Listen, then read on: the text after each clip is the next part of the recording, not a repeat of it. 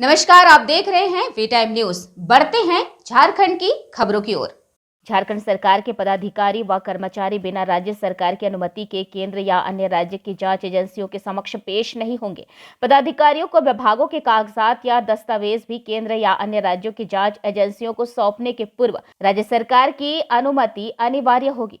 Cabinet के मंत्रिमंडल निगरानी विभाग के प्रस्ताव पर राज्य सरकार के पदाधिकारियों को राज्य के बाहर की जांच एजेंसियों से प्राप्त समन या नोटिस के अनुपालन के लिए दिशा निर्देश को मंजूरी दी। इसके अलावा कैबिनेट की बैठक में कुल 34 प्रस्तावों को मंजूरी प्रदान की गई। प्रस्ताव में कहा गया कि राज्य के बाहर की जांच एजेंसियां राज्य सरकार के समक्ष प्राधिकार को सूचित किए बिना पदाधिकारियों को सीधे समन भेजकर उपस्थित होने के लिए निर्देशित किया जाता है। कई मामलों में सरकारी दस्तावेजों व अभिलेखों की मांग भी की जाती है। कई मामलों में समन या नोटिस के आलोक में राज्य सरकार के पदाधिकारी विभागीय प्रधान के संज्ञान में लाए बिना ही सरकारी दस्तावेज एजेंसी को सौंप देते हैं। इससे संबंधित कार्यालय में श्रम की स्थिति उत्पन्न होने के साथ सरकारी कार्य भी बाधित होता है। कैबिनेट ने राज्य से बाहर की एजेंसियों से पदाधिकारियों को समन या नोटिस प्राप्त होने के मामलों के लिए मंत्रिमंडल ने निगरानी विभाग को नोडल एजेंसी नामित करने की अनुमति दी। राज्य से बाहर की किसी भी जांच एजेंसी से समन या नोटिस प्राप्त होने पर संबंधित पदाधिकारी अपने विभागीय प्रधान के माध्यम से मंत्रिमंडल निगरानी को सूचित करेंगे। मंत्रिमंडल निगरानी उचित कानूनी परामर्श प्राप्त कर बाहर की जांच एजेंसी को कार्रवाई में आवश्यक सहयोग के लिए निर्देशित करेगा। नए साल के लिए हमारे पत्रकार मित्रों को मेरी ओर से बहुत सारी शुभकामनाएं। बिल्कुल आप मुस्तैद होकर अपनी नजर बनाए रखें सभी हलचलों पर। खबर मिलती रहेगी और खबर चलाते रहिए। 2024 का ये पहला कैबिनेट है, कितना सौगात दिए? अब देखिए 2024 अभी हम लोगों ने शुरू किया, अभी तो 2024 से नहीं, बहुत लंबे समय तक के लिए सौगात है। सर, हलचलों की बात की आपने, हलचलों के बारे में सभी जानना चाह रहे हैं। हलचलों पर नजर रखिए। यात्रा झारखंड में जिसमें 13 डिस्ट्रिक्ट राहुल जी कवर कर रहे हैं, जिसमें आपको पाकुड़, गोड्डा, जामताड़ा, धनबाद, बोकारो, रांची, रामगढ़, जमशेदपुर करते हुए फिर वो रायगढ़ घुसेंगे और फिर पलामू होते हुए वापस वो औरंगाबाद की तरफ जाएंगे, बिहार।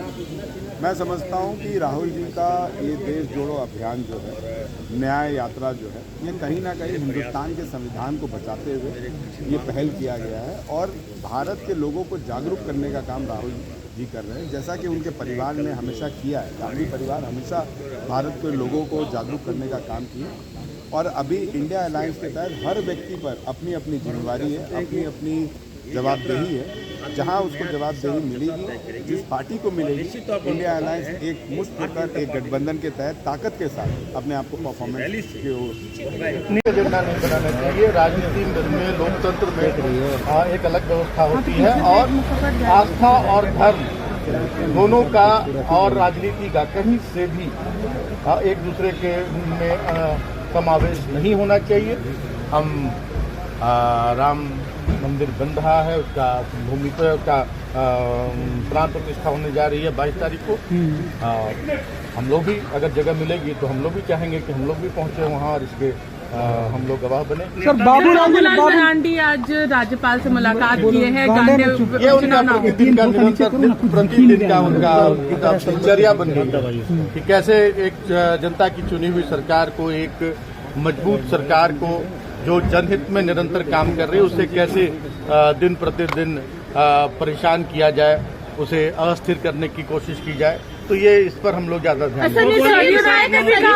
झारखंड में जल्द राष्ट्रपति शासन लग सकता है। आप लोग ऐसी टाल मटोल, वो हम क्या करना चाह रहे हैं वो जनता देख रही है। जनता समझ रही कि कौन नौकरी में बाधक बन रहा है और हमने जनता से जो वादे किए वो सारे वादों को हम पूरा करेंगे। अभी कायम कीजिए ना कि हम लोग जाके भाजपा के लोग कुछ क्लास लगाए, हम लोग जाएंगे, थोड़ा पढ़ेंगे उन लोग से भी कि कैसे संचिका में लिखना है, कैसे संलेख लाना है, कैसे करना है। वही लोग हम लोग सिखाएं, पढ़ाएं।